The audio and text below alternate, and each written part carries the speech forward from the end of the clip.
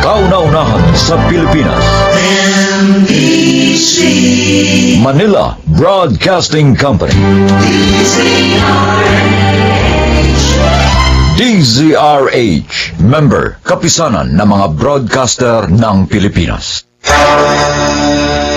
Di ba kinagalitan na kita? Ang tigas ng ulo mo ah! Huwag po sana kayong magalit. Kailangan lang po talaga malaman ninyo ang sasabihin ko. Ang kalagayan ng ate ninyo. Hindi kami interesadong malaman ang kalagayan ng maruming babaeng yon.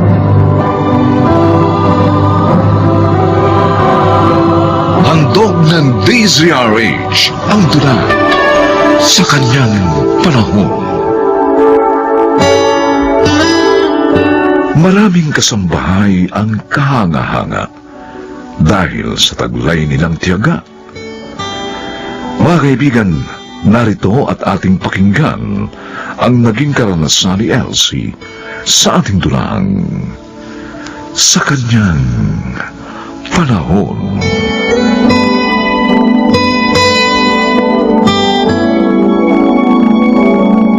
Elsie!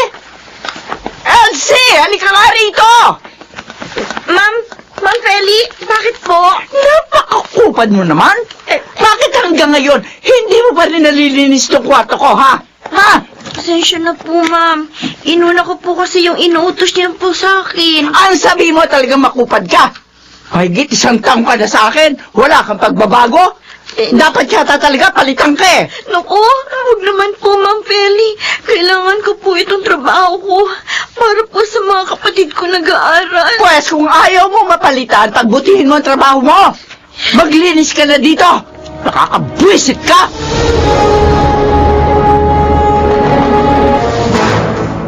Salamat naman at nakapasyal ka uli dito, anak. Pasensya na po, Itay. Bihira ako makadalaw dito. Kasi naman, 1 beses lang sa 1 buwan ng day off ko eh. Kumusta naman ang amo mo?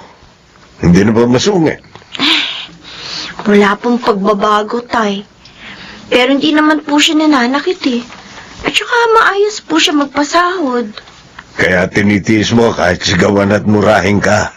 Kailangan ko po ang magandang kita ko kay Ma'am Feli. Para po sa inyo ng mga kapatid ko. Bakit hindi mo subuking lumipat ng ibang amo? Huwag na lang po. Baka makatsyempo uli ako ng amo na manyakis. Tulad po ng isang inalisan ko. Magtitiis na lang po ako dito kay Ma'am Feli. Pasensya ka na, anak. Sa halip na matulungan kita, nagiging pabigat pa ako. Tulad ngayon, magaling na nga ang sakit ko sa baga, kaso... Oh, ano po, Itay? Bakit ayaw niyong ituloy? May problema po ba uli? Nagpatingin ako sa doktor sa mata. Sinamahan ako ni Nanette.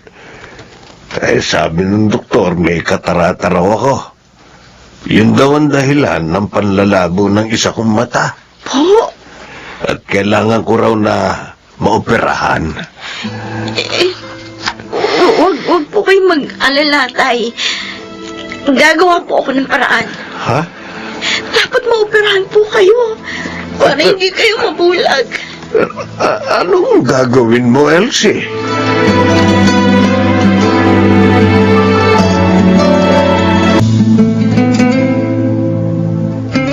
Kawawa naman si Itay. Mula nung pumanaw si Inay, naging sakitin na siya. Kala ko wala nang magiging problema nung gumaling ang sakit niya sa baga. Meron pa rin pala. Elsie? Bakit hindi ka pa na... Oh, bakit ka umiiyak? Ma'am, kayo po pala. May iuutos po kayo, ma'am. Bakit ka nga umiiyak? Aba, hindi pa naman kita pinagagalitan ah. Naalala ko lang po kasi ang tatay ko. May problema po siya eh. O bakit? Hindi pa rin magaling ang sakit niya? Magaling na po. Kaya lang sabi po ng doktor, may katarata raw po siya. At ngayon daw ang tamang panahon para operahan siya. Kaso wala naman po akong ipon para doon. Wala ka naiipon sa kita mo sa akin? Abay, pambihira ka. Pinadadala ko po lahat yun sa kanila. Nag-aaral po kasi yung dalawang kapatid ko. At ako lang po ang naghahanap buhay sa amin. Ganun ba? Opo. Sige. Kakausapin ko yung kaibigang konduktor para maoperahan ang tatay mo. Ho? Totoo po, ma'am? Walang dahilan para biruin kita. Naku, maraming salamat po, ma'am. Salamat po. Huwag ka magpasalamat. Dahil ikakaltas ko sa sahod mo lahat ng gastos. 25% ng kita mo ang kukunin ko. Opo, ma'am. Payag po ako. Ang mahalaga, hindi mabubulag ang tatay ko.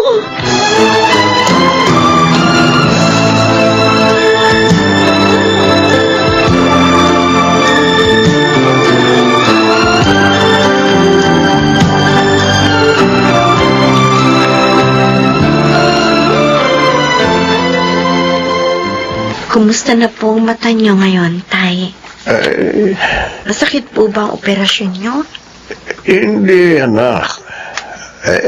Minsan nga lang, kumakati yung mata ko, kaya nilalagyan ko nung pamatak na inireseta ng doktor. Huwag kayong yuko ng yuko, ha? Huwag kayong magpupwersa. Oo. Basta lahat po ng bilin ng doktor sundin niyo para mabilis kayong gumaling. Iingatan ko mata ko, Elsie.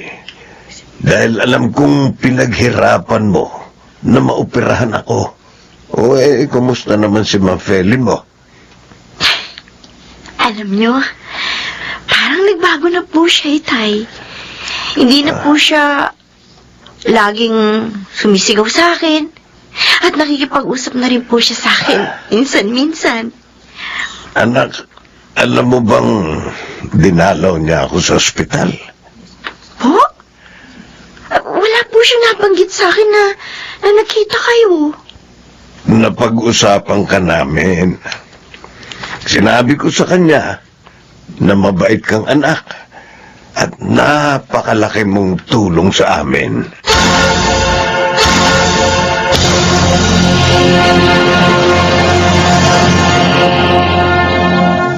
Kuya John, ito nga pala yung kape mo. Ay, thanks, sis. Oh, may tumawag nga pala kanina habang wala ka. Sino?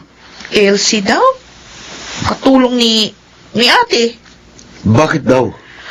Sabi, sana daw dalawin natin si ate sa birthday niya.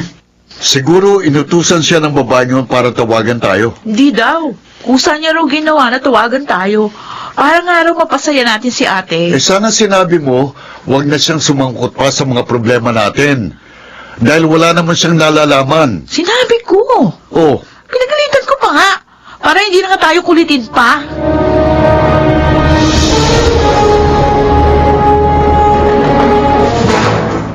Sana magustuhan ni Ma'am Feli itong binili kong birthday card. Sana mapasaya ko siya kahit paano. Ay, kalapit na siya rito. O, Elsie, Ma'am, para may iniisip ka. May problema ba? wala po, Ma'am. Gusto ko lang pong ibigay sa inyo to. Pasensya na po kayo. Ano ba ito nasa sobre? Birthday card. Happy birthday po. Pasensya na po, yan lang ang nakaya kong ibigay sa inyo. Salamat sa iyo, ha? Alala mo ang birthday ko. Darating na po ang best friend niyo, Ma'am. Tumawag po. O-order ako ng pagkain para sa lunch natin mamaya. Pupuntahin mo rin ang tatay at mga kapatid mo, ha? Po? Para makasama natin sila magsasaya. Tinawagan ko po mga kapatid niyo, Ma'am. Pero, busy daw po sila. Huwag mo na silang pagtakpan. Alam ko, hindi sila pupunta. Dahil hanggang ngayon, hindi nila ako mapatawad. Kahit na nga nagawa kong bagay na yon para sa kanila.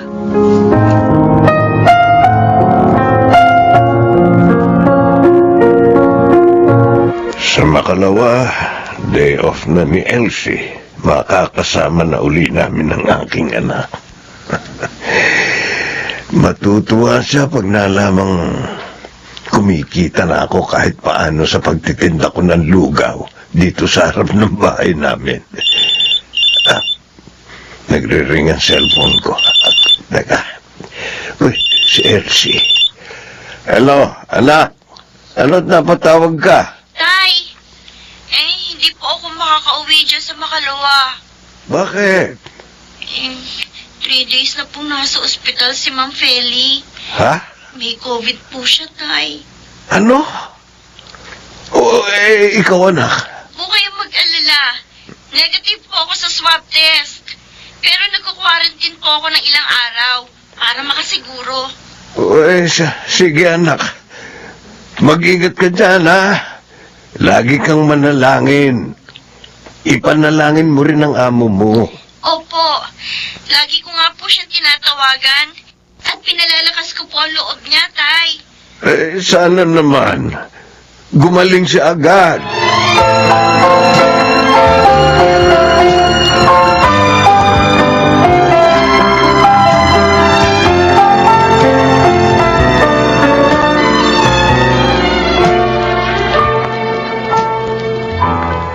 Oh, sino ka? Ano kailangan mo? Ako po si Elsie. Katulong ni Ma'am Feli, ang kapatid niyo po, sir. Pinapunta ka ba rito ng babaeng yon? Ay, hindi po. Kung sa ko pong hinanap itong lugar ninyo. Bidyong! Ah, Bakit ayaw mong patuloyin yung bisita mong babae? hindi ko siya bisita, Kate. Ha? Katulong siya ni Ate Feli. Ha? Ikaw pala yung kausap ko sa cellphone nung birthday ni ate. Ako nga po, ma'am. Di ba pinagalitan na kita? Tigas ng ulo mo, ha? Huwag po sana kayong magalit. Kailangan ko lang po talagang malaman ninyong sasabihin ko ang kalagayan po ng ating ninyo. Hindi kami interesadong malaman ang kalagayan ng maruming babaeng yon. Bakit po ba hindi niyo siya mapatawad? Oo, nagbenta siya ng katawan. Pero nagawa niya yun para may taguyod kayo. Ano? Dahil uli lang lubos na kayo. At na makaipon, nagbagong buhay din siya. Pwede po ba mo kayo pagtanggol ang babaeng yun? Binigyan niya ng dungis ang pagkatao namin. Kaya namumuhi kami sa kanya. Nasa ospital po si ma'am. May COVID siya. At delikado ang lagay niya. Ano? Sana, kung talagang matigas ang puso ninyo at hindi niyo siya mapapatawad, kahit makunwari lang, kausapin niyo siya sa cellphone. Para kung lilisan na siya sa mundong ito, lumisa naman siya ng masaya. Si Ate Feli? Mabait po ang ate ninyo at mahal na mahal niya kayo.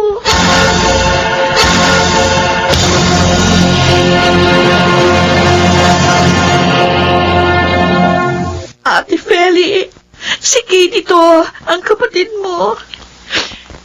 Kate? Ate, pero narito rin ako. Mga kapatid ko. Ate, patawarin mo kami. Maling-mali yung ginawa namin sa iyo. At nagsisisi kami, ate. Salamat, mga kapatid ko. Mahal na mahal ko kayo. Mahal ka rin namin, ate. Pagaling ka, ha? Para makasama ka na uli namin.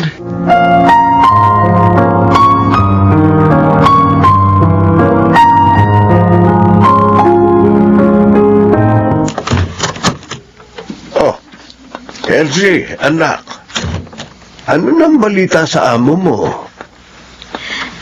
Tay, Bakit parang naiiyak ka? wala na po siya. Hindi po siya nakaligtas. Kawawa naman siya. Yung mga kapatid niya, alam na ba nila? Opo. Nahimo ko sila nakausapin si Ma'am bago po siya namatay.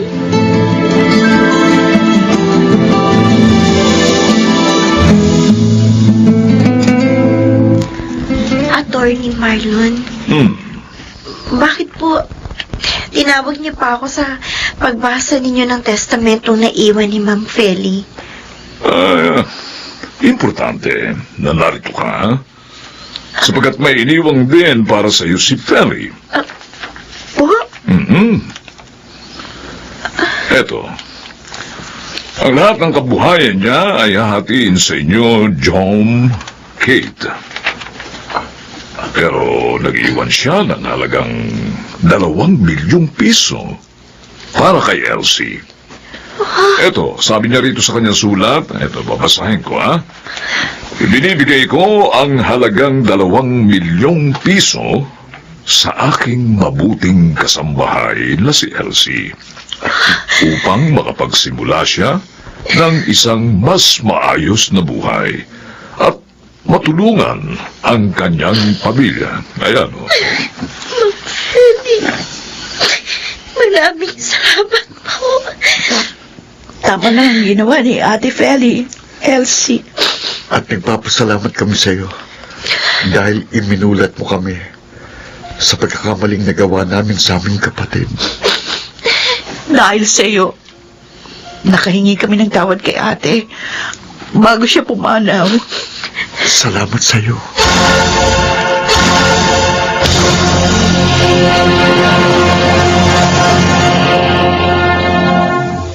Ang mabuting alipin ay laging may mamanahin.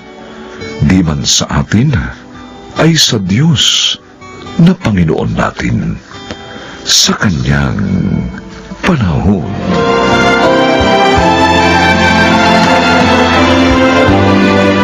Mga nagsigala, Chiquit del Carmen Amor, Lionel Benjamin, Susan Robles, Phil Cruz, Rosana Villegas, at Marie Cruz. Special sound effects, Jerry Mutia. Technical supervision, Eric Lucero at Bong Muyar.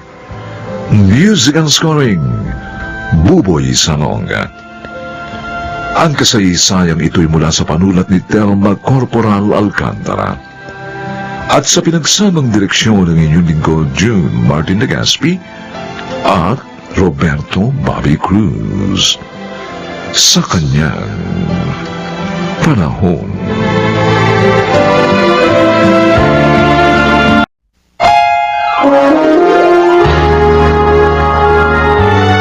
Kauna-unahan sa Pilipinas. NBC Manila Broadcasting Company. DZRH, member, kapisanan ng mga broadcaster ng Pilipinas. Huwag mong isisi sa akin ang naging pangit na kapalaran mo, Melly. Huwag mong ipasa sa akin ang galit mo sa mundo. Isang bagay lang, Chong. Hayaan niyo na si Itay sa ganap ng pagbabagong gusto niya mangyari sa kanyang sarili. Ibigay niyo na sa kanya ang kapanatagang gusto niya sa buhay. Alayain niyo na siya sa mga maling dikta ninyo.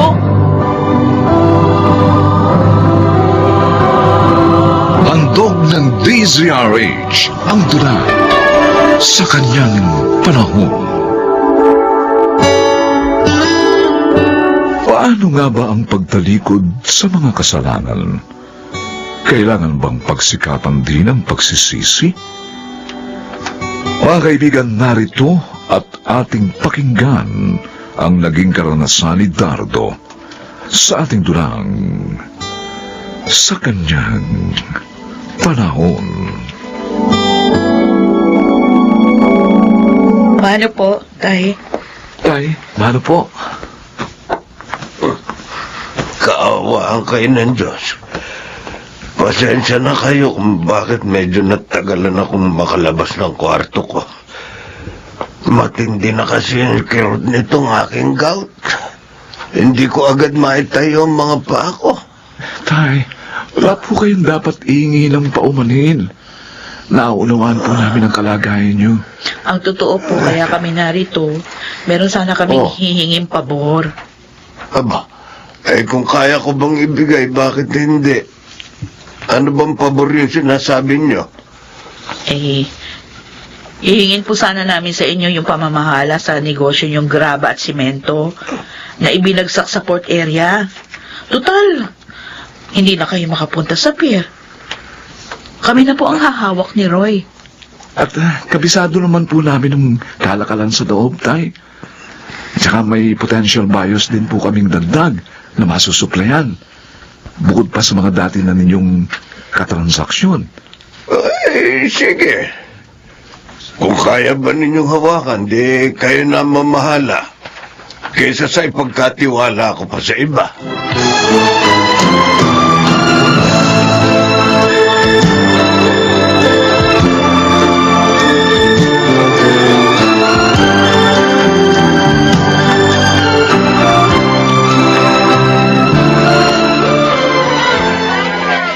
Hoy, tanda! Si Dardo nasan? Hindi ko alam. At hindi ako tanungan na nawawalang kaliguyo. Talas ng dila mo ah! Gusto mo putulin ko yan itong dala kong 29, ha? Puputulin ko talaga yan! Gusto mo? Pwede ba umalis ka na? Huwag mong bisitin ang pagtitinda ko rito sa palengke. Kung hindi mo makita yung kalukadidang mo, wala akong pake. Oo, aalis ako, pero akin na muna ito, lalagyan mo ng pera! Ay! Hoy! Babae na limandas!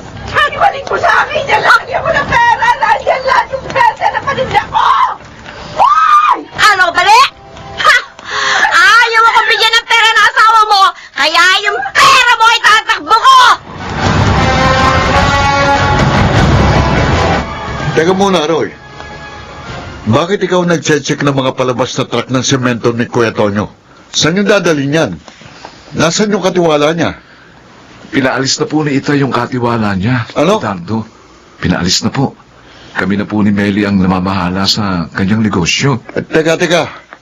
May arbor akong isang truck ng graba at semento kay Kuya Tonyo.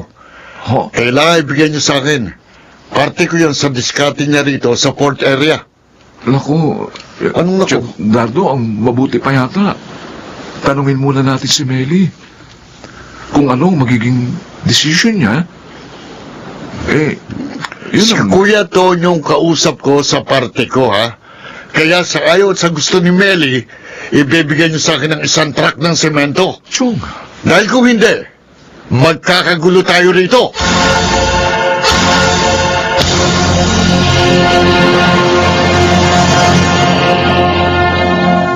Kuya, bakit naman basta mo na lang ibinigay lahat sa anak mo yung diskarte mo sa port area?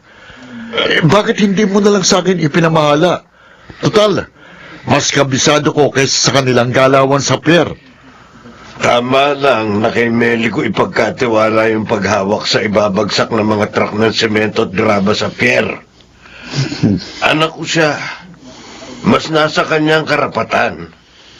Isa pa, isang paraan na rin yun ang pagbabayad ko ng atraso sa kanya sa aking mga pagkukulang sa kanya bilang isang ama. Kaya ang problema nga, yung parte kong isang truck ayaw ibigay ng manugang mo. Kinausap ko na ang mag-asawa. Ibibigay nila yung parte mo. Pero huli na yun, Dardo. Ha? Sa susunod na dating ng mga kargamento, hindi ka nakasali sa partihan. Ano? Aba, hindi naman yata tama yung kuya. Dahil simulat sa pool, ako ang kasama mo sa pakikipagtransaksyon sa negosyo mo. Pera na nga ni na Meli at Roy ang umiikot sa mga kargamento. Sila na namumuhunan. Kaya sila na rin ang may desisyon sa lahat ng yon. Pero, Kaya pasalamat ka rin dahil nahirit ko pa sa kanila yung isang truck ng semento na parte mo. Pagkatapos noon, wala na akong may pangangako pa sa'yo, Dardo.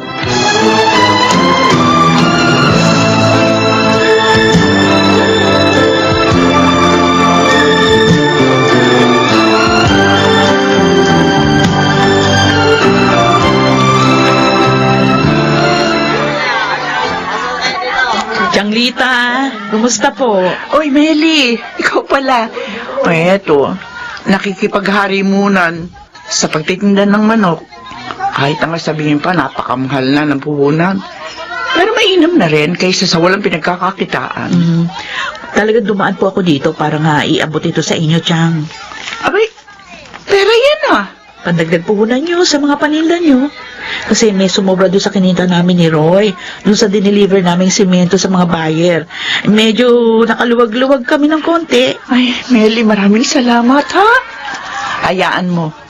Kapag nakabuelaw ko rito sa mga paninda ko, maibabalik ko rin sa iyo ang perang to. Ay, naku, Chang, hindi ho. Para sa inyo talagang pera na yan. Ha? Hindi nyo kailangan bayaran. Bigay ko yan sa inyo. Maraming salamat uli, Meli. Alam mo, ang totoo, kailangan ko talaga ng puhunan. Patakda na nga sana ako mangutang sa Bombay. Oo. Basta mag-iingat kayo palagi sa pagtitinda nyo dito sa palengke, ha? Tsaka huwag kayo masyadong magpakapagod. Magpahinga rin kayo kapag kinakailangan. Maraming salamat uli sa pagkaalala mo sa akin, Meli, ha? Hindi ko makakalimutan to.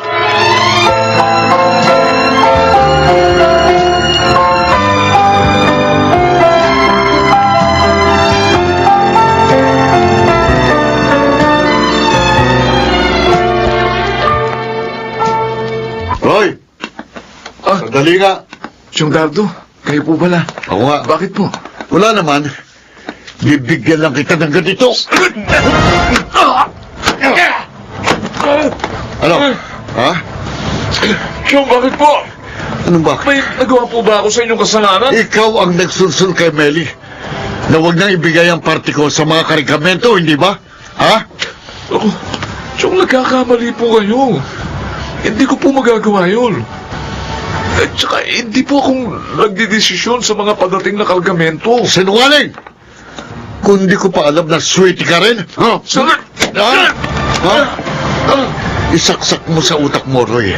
Hindi pa ipinanganganak ang taong gagago sa akin. Huwag mong subukin ang galit ko kung ayaw mong manghiram ng mukha sa aso.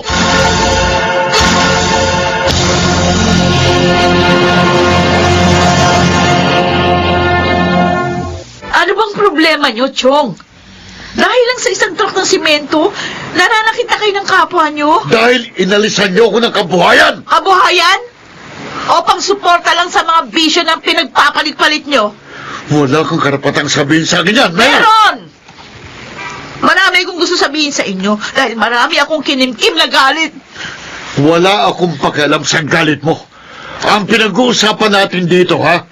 Yung diskarte ko na inagaw niya sa akin ng asawa mo. Oo! Wala ka naman talagang pakialam sa mga taong sinasaktan mo kalooban simulat sa pool. Di ba? Nung susulan mo si Itay na iwan kami at abandonahin, nasaan ang konsensya mo nun? Tinuruan mo siya ng lahat ng kasuklam-suklam na bisyong alam mo. Anak, babae, sugal. No? Nagpasasa ka sa pera ng tatay ko. Hanggang mamatay ang inay sa depresyon. At ako lang naman yung produkto ng pamilyang winasak mo. Hindi ako nakapag-aral. Lahat ng hirap dinanas ko noon. At kung bakit na ikaw pang kadugo ko ang sumira sa kinabukasan ko. Eh, huwag mong isisi sa akin ang naging pangit na kapalaran mo, Meli. Huwag mong ipasa sa akin ang galit mo sa mundo. Isang bagay lang, Chong. Hayaan niyo na si Itay sa ganap na pagbabagong gusto niyang mangyari sa kanyang sarili. Ibigay niyo na sa kanya ang kapanatagang gusto na niyang isabuhay. Palayain niyo na siya sa mga maling dikta ninyo.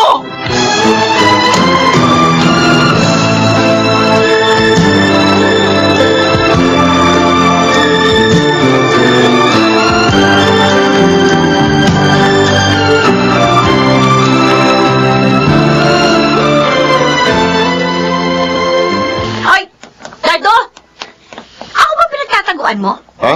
Di ba sabi ko sa'yo, buntis ako? Ano? 10 taon na akong nabasectomy. Kaya hanapin mo yung tunay na tatay ng anak mo. Ano? Tulukoy Ano pa ako ni... vasectomy? Hindi ko alam yon. Hoy! Hoy! Dardo! Ano bang vasectomy yung sinasabi mo? Huwag mo ko iwan dito! Maghanap ka ng lalaking maloloko mo, Miranda! Huwag ako!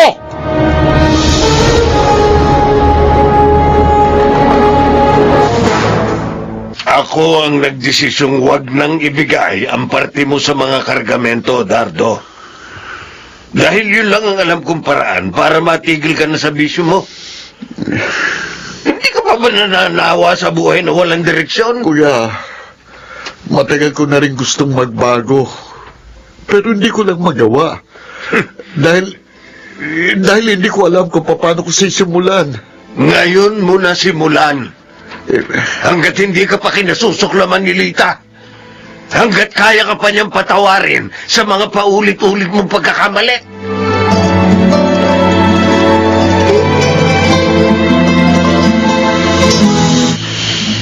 Nang magpabasektomy ka, akala ko nga yun ang hudyat ng pagbabago mo. Naisip ko, Dardo, ayaw mo nang madagdagan pa mga anak mo sa iba't ibang babae. Yun lang. Palagi naman akong bigo sa huli.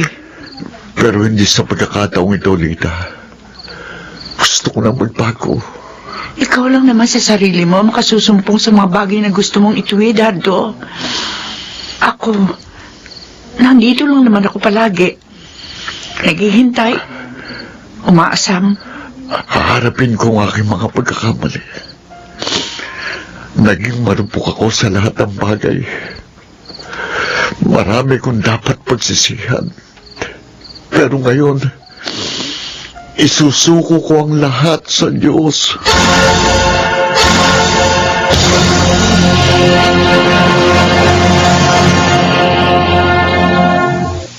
Nilikha tayo ng Diyos upang lumago at umunlad bilang mga individual. Ngunit sa sandali man ng mga pagkakasala, ang malalim na pananampalataya sa Kanya ang maghahantong sa atin sa pagsisisi sa Kanyang panahon.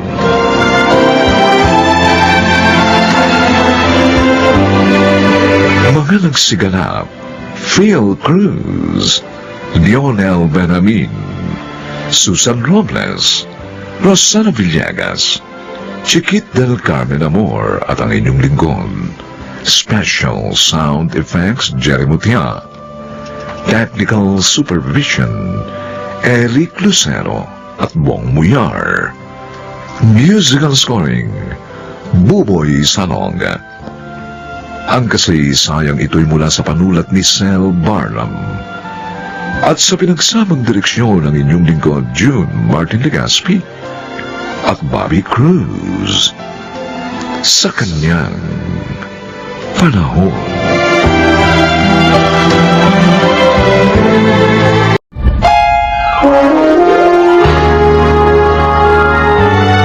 Kauna-unahan sa Pilipinas. Manila Broadcasting Company. DZRH, member, kapisanan ng mga broadcaster ng Pilipinas. Makialamera pala kayo eh! Yung anak niyo nga hindi ako pinipigilan, kayo pa? Naku, umalis na nga kayo at huwag niyong pakialaman ang buhay namin!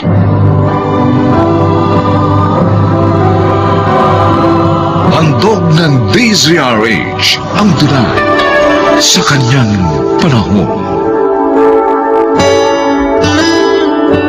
Ang kapabayaan ay di dapat masumpungan sa isang magulang, lalo na sa ginang ng tahanan.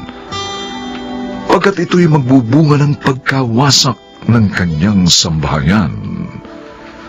Mga kaibigan, narito at ating pakinggan ang naging karanasan ni Diding sa ating dunang sa kanyang panahon.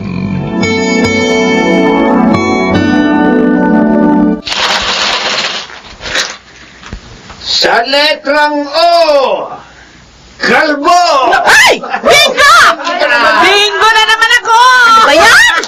Panalo ka na naman? Ang laki na natalo ko sa'yo, Diding. Talaga eh. Talo ka. O eh, ganun talaga ang buhay, mga kasama. Araw nyo noon. Ngayon naman ay araw ko, ha? Oh, siya. Oh, alis na ako. Oo, bakit aalis ka na? Ano naman, Titing? Ang nalunin mo naman kami kahit sa beses lang. Ay, ano ba kayo, Nora? Berto? Iniwan ko na sa kapitbahay yung anak ko, yung anak namin ni Lucas. Tsaka kanina pa ako dito eh. Kanina pa rin kayo talo. Bakit ba? Pagagalita ka ba ni Lucas? Pag nalaman nagbingo ka? Ako? Magagalitan niya? Takot lang nun sa akin. Yabang nitong kaibigan ko. Porke maganda. Ano? Talaga? Kaya nga patay na patay sa akin si Lucas. At kahit alam niyang ginagawa ko, tumatahimik lang yun. Takot lang siya mawala ka, ha? Ay, oo talaga. Hindi naman kami kasal eh. At magagawa ko siyang iwan kapag nagkamali siya.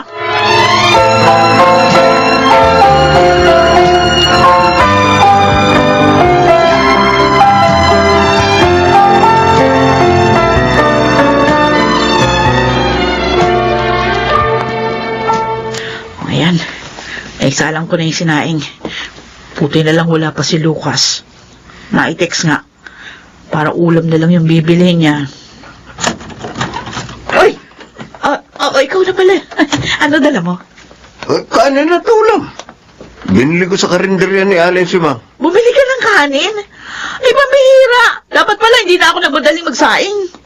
Nang dumating ako dito, wala ka pa eh. Ha? Kaya bumili na lang ako. Ay, dumating ka na pala kanina. Okay. Bukas ganyan na lang ang gagawin mo, ha? Ha? Bumili ka na lang ng makakain natin bago ka umuwi dito. Para hindi na ako mahirapan magsaing. Ginawa mo na ba sa kapitbahay si JR? Oo, nandun na sa kuna at naglalaro. Ay, pupunasan ko nga pala yun.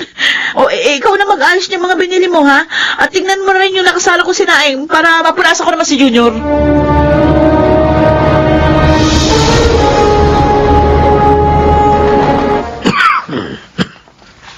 Ay, kayo pala, Nay. Napasal kayo. Dinalaw ko kayo ng apo ko. Dinalang ko tuloy kayo ng nilagang baka. Nalaman ko kasi sa pinsan mo na 2 araw ka na raw na hindi nakakapasok sa trabaho. May sakit ka raw. Oo nga ho eh. Naulanan ho kasi ako, pero mas maayos na ang pakiramdam ko ngayon. Salamat po sa ulam. Makakahigop ako ng masarap na sabaw. Kung bakit naman kasi hindi ka man lang maipagluto ng asawa mo? Kahit man lang instant noodles, pagluto ka para may mahigop kang sabaw. Oh, Marami kasi siyang ginagawa, Nay. maraming ginagawa. Eh, ikaw nga to naglilinis at naglalaba sa inyo.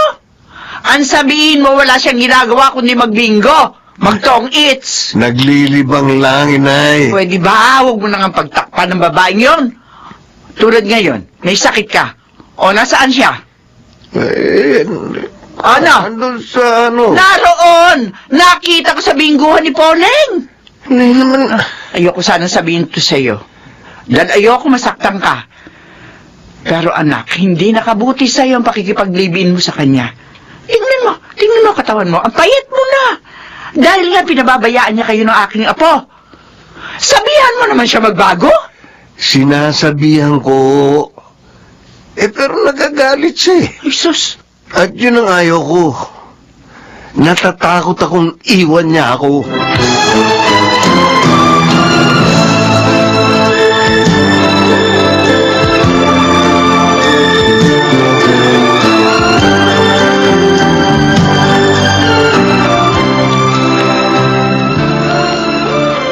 Ay, Diding! Kala ko hindi ka na makakarating eh. Patuloyin mo muna ako. Ang init sa labas eh. Ay, oo nga pala. Pasensya na. Halika na, pasok ka na. Bakit mo naman sinabi na akala mo hindi ako makakarating? Kasi sabi mo, may sakit si Lucas. Oo nga, meron naman siyang gamot.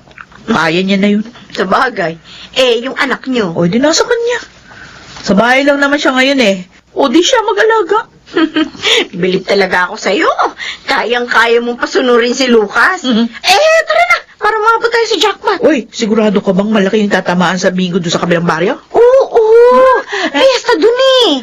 Pero syempre dapat malaki rin yung puhunan mo. Ay, walang problema doon.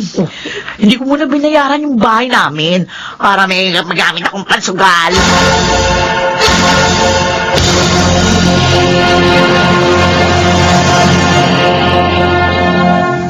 Ano? Oh, Iiwan mo ditong pamangkin ko? oo, kuya. Sandali lang ako. Magbibingo ka na naman. Naman naglilibang ako eh. Kuya talaga, oo. Diding, kailan ka pa ba magbabago? Dalaga ka pa, ganyan ka na eh. Yan ang natutuhan mo sa pakipagbarkada sa mga babaeng sugarol dito sa baryo natin. Naman, oh. Sige na, naman. kuya. Alagaan niyo na si Junior kasi wala yung kapitbahay ko na tumitingin sa kanya eh.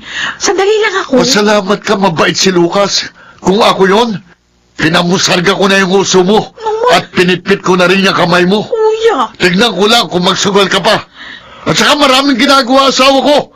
Walang mag-aalaga sa anak mo.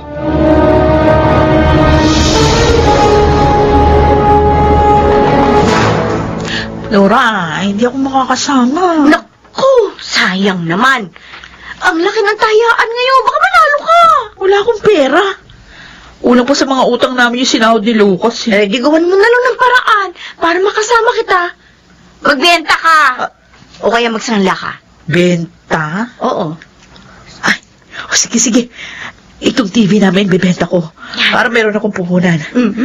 Total, hindi naman nagagamit ito eh. Dahil lagi akong wala rito. O tayo na! Huwag na tayo mag-aksaya ng oras.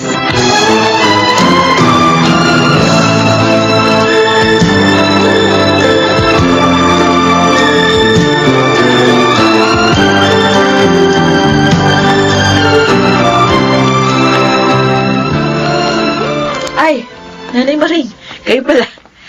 Wala pa ho si Lucas eh. Eh ako naman ho'y paalis. Pwede ba tayo mag-usap sandali? Bakit ho? Ano ba yun? Balita kasi na lagi mong iniiwan sa mga kapitbahayang apo tuwing magsusugal ka. Sana sa akin mo na lamang iwan si JR para mas maalagaan na maayos ang bata. Alam niyo, Nay, maganda sana yung sinabi niyo. Eh kaso ang layo niyo dito. 2 sakay pa. Mapapagod pa ako. Oh, pero ang pagsusugal, hindi nakakapagod. Abat, Bakit kasi hindi mo na lamang iwan yung bisyo mo? May pamilya ka na. Sila na lang ang asikasuhin mo. eh pakailamera pala kayo eh. Yung anak niyo nga, hindi ako pinipigilan, kayo pa. Nako, umalis na kayo. At huwag niyong pakialaman ang buhay namin!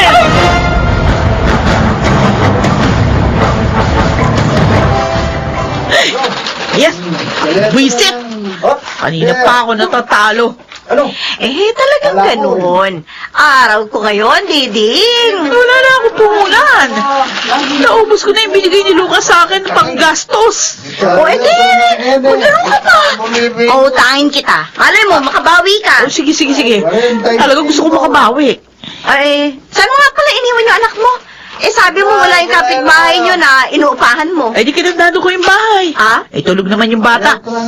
Asali, akin na yung pauutang mo para makataya na ulit tayo sa loob. Oo, siya, sige, sige. Diding! Ah! Diding! Naku! Huwag ka na maglaro! Asar ka naman, Dong. Bigla ka na lang dumating tapos pipigilan mo pa akong maglaro. Oo nga, Dong. Ang laki ng talo nitong kaibigan ko. Kaya nga eh. Aling Nora! Nasusunog ang bahay kasi nila! Ah! Ha? Ay, Diyos ko, anak ko. Ay, hindi ako natutulog sa loob ng bahay.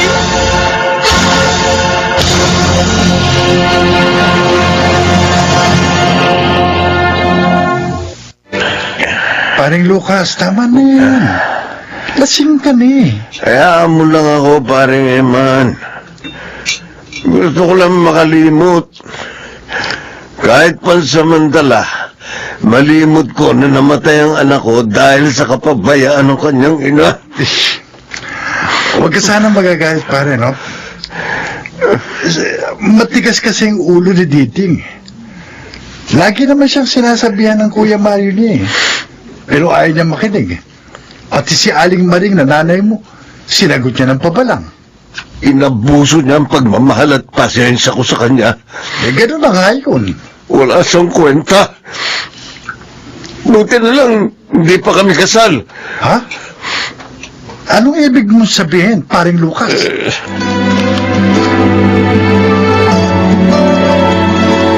Lucas, bakit nakalabas dito sa sala yung mga maleta mo? Alis na ako, Diding. Ha? Maghihiwalay na tayo. Hindi, wag naman. Matay na nga ang anak natin, iiwan mo pa ako. Kasalanan mo kaya siya namatay. Lucas, At yun ang hindi ko matanggap. huwag ka naman. Huwag mo akong iiwan. Kailangan kita. Para ano? Para bumuhay sa'yo? Gumasto sa mga bisyo mo? Hindi na, oy. Tapos na ang kahibangan ko sa'yo. Lucas! Mabuhay ka mag-isa. At magtrabaho ka para sa sarili mo. Lucas! Huwag kang umalis! Lucas!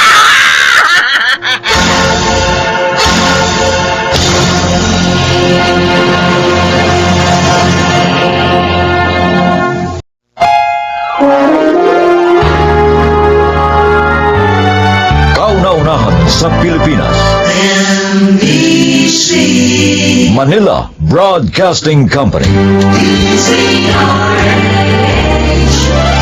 DZRH, member, kapisanan ng mga broadcaster ng Pilipinas. 2,000?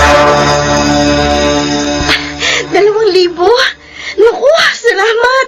Hulog ka ng langit. Hindi na ako mahihirapang magtinda rito. Maaari ko rin dalhin sa iyong langit, Gladys. Kung papayag ka. Ha? Ha? Hindi kita maintindihan. Anong ibig mong sabihin?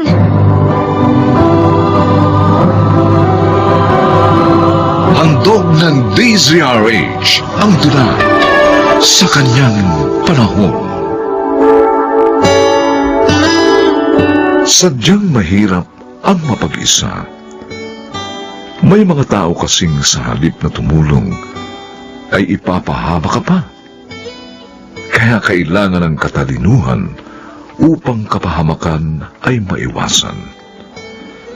Mga kaibigan, narito at ating pakinggan ang naging karanasan ni Gladys sa ating dulang sa kanyang panahon.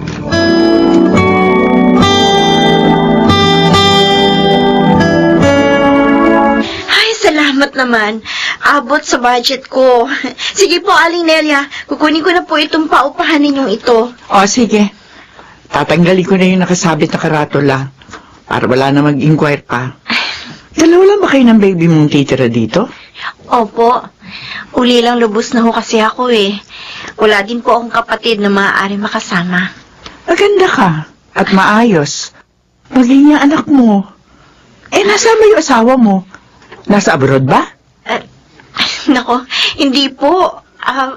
Wala po akong asawa. Wala ka asawa? Single mom ka. Ganun na nga po. Abi, bakit? Niloko ka ba ng nobyo mo? Ay, pasensya ka na ha. Curious lang naman ako eh. Pero nasa iyo yun kung ayaw mong sagutin. Ayos lang po. Mas mainam na rin po yung sagutin ko para wala na po ako itinatago pa. Nang sa ganun, mas gumaan pa ang loob ko.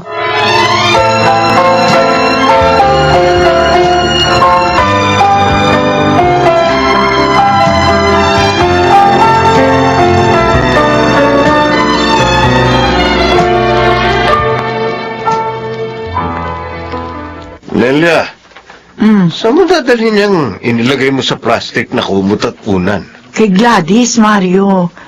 Para sa ganun, maisapin man lang niya. Wala ba siyang gamit? Wala eh.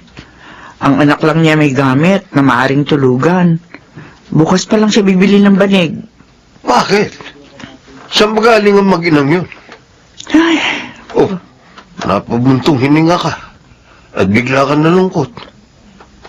Ba't parang sobrang apektado ka ng babaeng yun? kasi naawa ako sa kanya, Mario eh. Nakikita ko sa kanya ang aking sarili nung araw.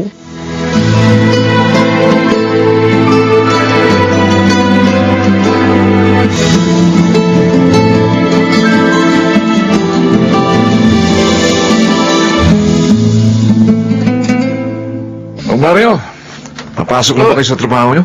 O pala, Tintoy. Oo. Oo. Sabay na tayo sa tricycle. Para makamenos tayo pareho ng bayad, ho? Sige. Sige. Ay, maiba ako. May nakatira na pala doon sa isa niyong paupahan. Oo. Mga 2 weeks na. Gladys raw yung pangalan eh. Mario, ganda. At balita ko, walang asawa eh. Single mom. Totoo ba yun? Oo. Wow, ayos. Uy, natuwa ka. Bakit? Naisip ko lang ako kasi may pagkakataon na ako manligaw, di ba? Tintoy, Kung paglalaruan mo lang siya, huwag mo na ituloy. Oh, Maawa ka doon sa babae. kayo naman oo. Inatulan niyo agad ako eh. Nagpapaalala lang naman ako. Pero kung mamahalin mo ng tapat, di tuloy mo ang balak mo. Alam mo, tulong, pangunawa at pagmamahal ang kailangan ng mga tulad niya. Bakit oh? May madilim ba siyang nakaraan? Mabait at tapat si Gladys. Hindi mo pagkunwari. Katuwiran niya, mas maraming itinatago, mas mabigat sa puso. Kaya sinabi niya sa amin ang kanyang buhay. Ay, sabihin niyo naman sa akin. Para maintindihan ko rin siya.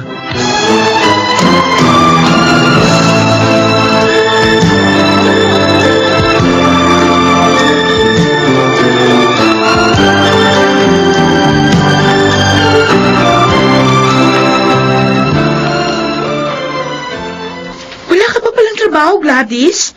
Halos isang buwan ka na dito ah. Oo nga, Hazel eh. Iniisip ko kasi kung ano maaari kong pasukan.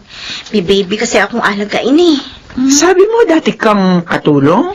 Oho, Aling Nelia. Eh di kung ganon, sanay ka magluto. Ay, opo. Sanay po ako sa lahat ng gawaing bahay. Aba, edi magtinda ka sa harap nitong paupahan ko. Kikita ka na doon. Basta ba, masarap at maayos ka lang magluto.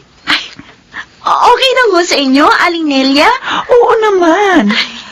Mga lutong ulam o kaya kakanin ang itinda mo.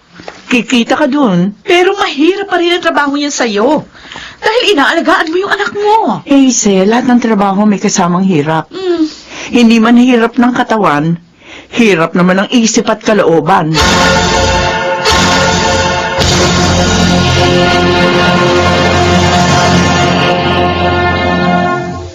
Gladys, Ay, bahala ko mukhang wala ka pang benta sa tinda mo mga kakanin ha. oo nga, Tintoy eh. Pero baka mamaya magkaroon din. Maaga pa naman. Eh, papakilawin ko na lahat yan. Ha? Birthday ng barkada ko eh. Iregalo ko sa kanya yan. Sandali ha. Eto, ayan.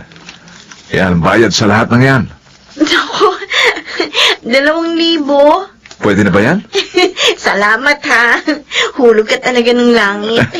Hindi na ako mahihirapan pang magtinda rito. Ay, nabanggit mo yung langit. Oo. Pwede ko rin dalhin sa'yo yung langit, Gladys. Kung papayag ka. Teka, hindi kita maintindihan eh. Anong ibig mo sabihin?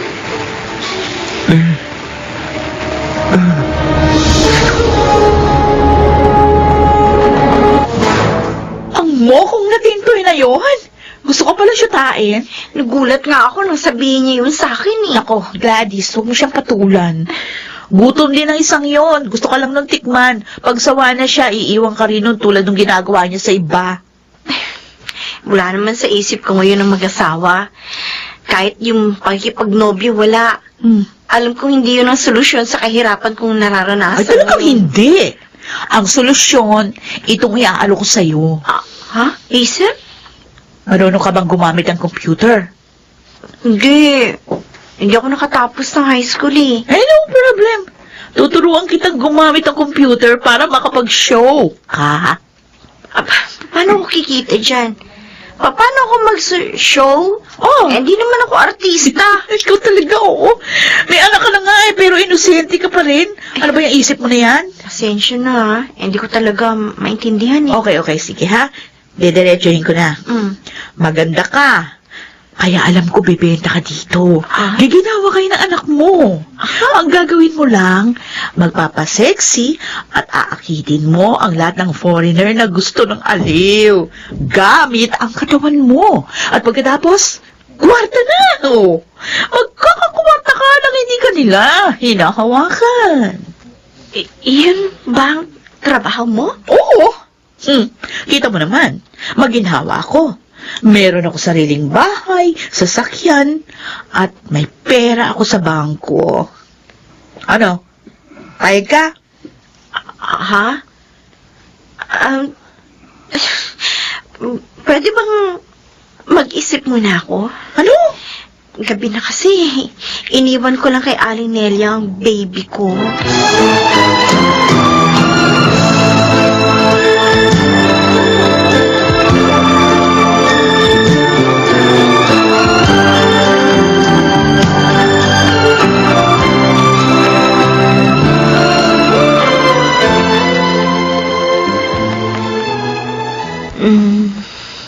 Gary, anak, huwag ka magalit sa akin. Nakakahiya kayo. Ako pa mismong nakapanood sa malaswang ginagawa niyo nung araw. Anak, nagawa ko lamang yon para mabigyan ka ng kaginhawaan at magandang kinabukasan. Biktima na nga ako ng pagsasamantala sa inyo. Dinagdagan niyo pang dumi ng pagkatao ko. Patawarin mo ako, anak. Mas mabuting pinalaki niyo na lang ako sa hirap. Kaysa habang buhay na kutsain ng mga nakakita sa inyo. Kinamumuhian ko kayo. Anak, Kinamumuhian ko kayo. hindi. Huwag kang mamuhi sa akin, anak. Huwag! Huwag! Panaginip. Napanaginipan kong malaki na ang anak ko. At galit na galit siya sa akin. Ang anak ko, nagising siya. Malamang gutom na siya. Anak, oh, heto na ang tete mo. Salamat. Salamat, Diyos ko. Tinulungan niyo ako magpasya. Sa pamamagitan ng panaginip ko sa aking anak. Anak, pangako ko sa'yo, magsisikap ako para mabuhay tayo ng maayos. Pangako yan.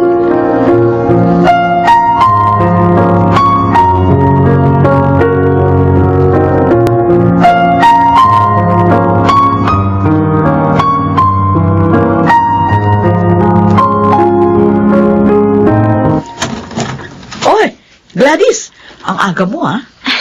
Pasensya na kung nakaistorbo ko, Hazel. No, it's okay. O ano, ready ka na ba? Payag ka na doon sa sinabi ko? Hindi. Ha? Ayaw ko, Ha? Hazel. Ano? Bakit? Malaking biyaya yung tinatanggihan mo, ha? Maaaring ang biyaya yan sa biglang tingin. Makagiginhawa sa amin. Pero, magwawasak naman pala sa buhay namin. Teka, ano ba yung gusto mo sabihin dyan? Ang aking anak, Oh, maaaring magalit siya sa akin paglaki niya. Kapag nalaman niyang masama akong naging trabaho, makakasuklaman pa ako. Kaya ang aking pasya, ano? ayoko. Ha? Hindi ko magagawa ang trabahong iniaalok mo.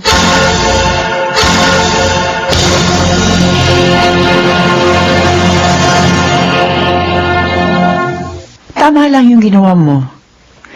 Hindi ka nagpabuyo kay Hazel. Maging sa pambobola ni Tintoy. Siguro naman po, Aling Nelia, Mang Mario, mauunawaan ako ni Gary kung hindi man siya mabigyan ng marangyang buhay. Natitiyak ko yun. Magpapasalamat pa siya sa'yo. Dahil kahit bunga siya ng pagsasamantala ng amo mong lalaki, binuhay mo pa rin siya. Hinahangaan kita, Gladys. Kayong dalawa, nitong aking asawa. Ho? Gladys, nangyari din kasi sa akin yan noon. Ang nangyari sa'yo. Ano po? At tinulungan ako ng pamilya ni na Mario upang sa ganon makabangon. Kaya naman ngayon, ibig kong gawin sa'yo ang pagtulong na ginawa sa akin.